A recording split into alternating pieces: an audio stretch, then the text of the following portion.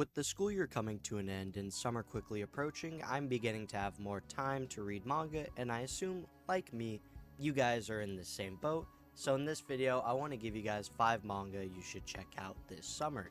These recommendations don't really have any theme besides the fact that all of them are relatively new, and all of them, except for one, are shorter than 15 chapters, so they're pretty easy to catch up to. The first manga I want to talk about is probably the one I've seen the most talk about on Twitter, and that manga is Far East Chimera. Far East Chimera takes place in a fantasy world that is inhabited by humans and chimeras. Chimeras in this world are monsters that can take the form of any creature they have killed. For example, you can have a mix of a praying mantis and a spider. Basically, any combo of animals seems possible from what we've seen so far in this manga.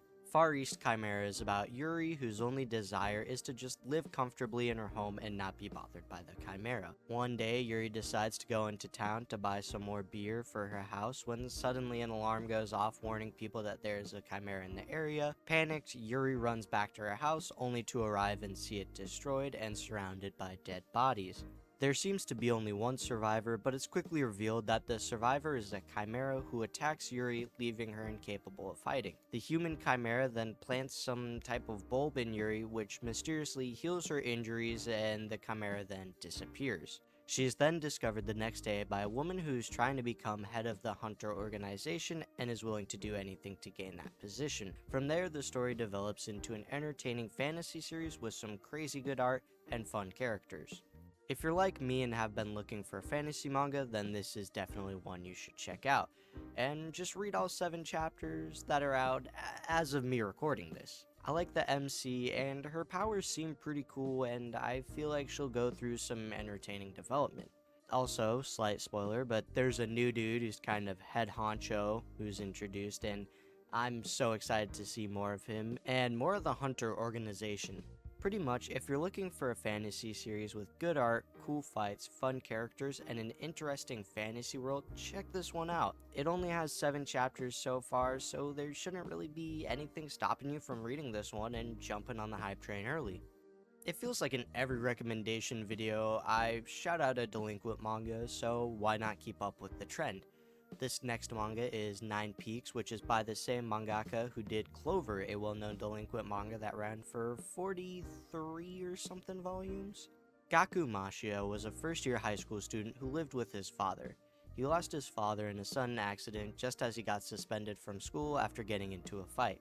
On the night of his father's wake, Gaku went fishing on the shore in memory of his father, but he fell into the sea and was returned 22 years into the past. Gaku's father, Harumi, who was the same age as Gaku at that time, saved him from the water. 22 years ago, the town of Kure was full of delinquents. Now, Gaku and his father will fight their way to the top of the town. Honestly, this manga is just fun and fueled by crazy fights with some cool characters. I feel like there's honestly not much to talk about when it comes to this manga besides it's a delinquent series with dope action, cool character designs, and really solid art.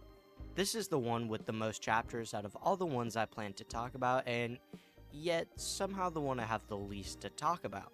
Also, this is one of the only delinquent series that's currently coming out and actually has consistent scans, so if you're looking for a fun delinquent series to keep up to date with, then check this one out.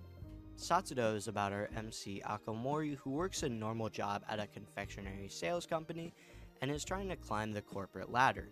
He lives an honest life and often works himself to exhaustion. One night, while heading home from work exhausted, he runs into some thugs beating up an old dude. He decides to look away and go a different way home so he wouldn't get tangled up in anything that may possibly ruin his career.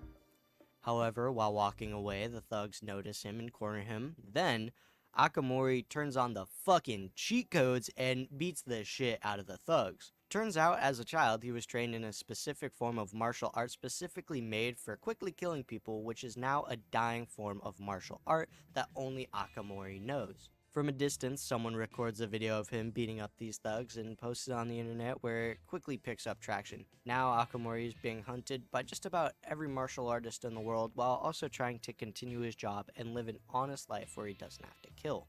With only 8 chapters out, that's pretty much all there really is to say about this manga. There haven't been any big twists or anything. It's a pretty straightforward manga with some solid art and some really cool panels. Some of Akamori's takedowns are pretty dope, especially the first one you see where he flips the switch and he kind of just beats the shit out of 3 dudes. It's pretty entertaining if you're looking for a high action, kind of just, I don't even know how to describe it, just check it out. But yeah, that's really all there is to say about it. It's not jam-packed with too much content. It's kind of just entertaining for what it is at this time. I think we can all agree that cults are a weird thing, right? Well, this next manga, Smiley, agrees. Smiley is about Yushi Kamome, a freelance writer who lost his beloved daughter in an accident. In despair, his wife leaves him and he spends his days like a shell of a man. One day, however, a flyer from a strange religious group, the Heart Laughing Society, changes his fate. It shows the image of his wife, whom he has lost touch with.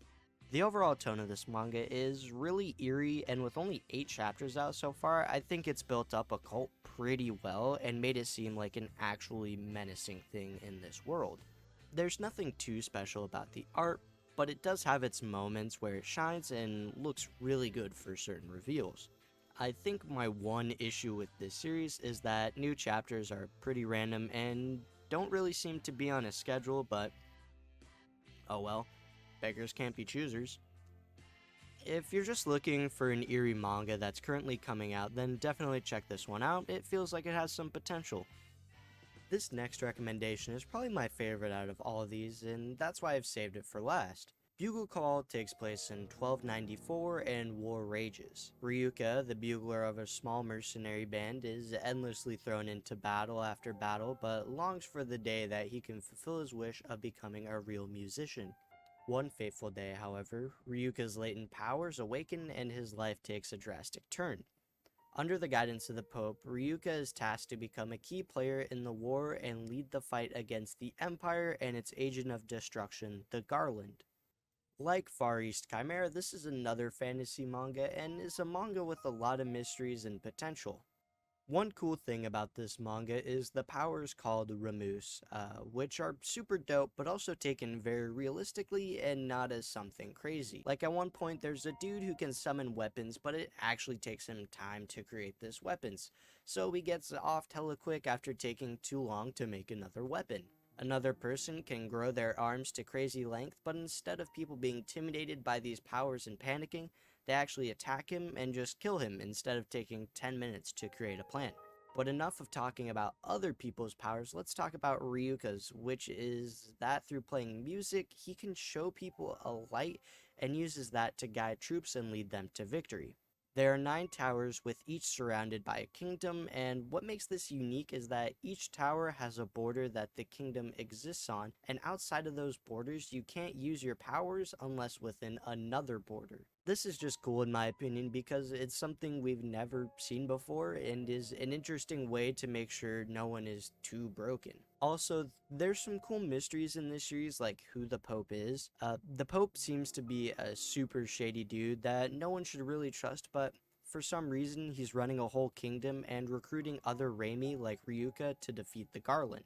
The Reimi the Pope seems to be recruiting all have their own weird quirks and all have their own issues, and it's fun to watch them interact, but it also kind of has a tense air when some people interact. Also, besides the Pope, there's the mystery of why these towers exist and why they give people powers. The art in this series is really good, but it's a monthly release, so it's not that surprising the art is good, but nonetheless, good art is still good art.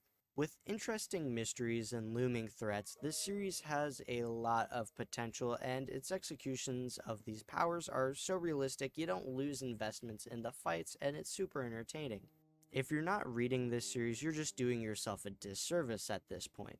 It's only 9 chapters so far, and feels like it's definitely going to be a long-running series, so better to start reading it now before there's 20 volumes out and it's a daunting task to read. Overall, I hope you guys enjoyed this video and that it had at least one manga you've never heard of that you plan to check out. Let me know if you have any recommendations of your own, and who knows, maybe they'll be in the next recommendations video. If you guys enjoyed, then please leave a like. It's greatly appreciated. And if you're bored, how about you check out some other videos I got talking about manga? And if you like those, then consider subscribing. I hope you guys enjoyed, though. And like I said, if you got any recommendations, leave them in the comments. And until the next one, peace.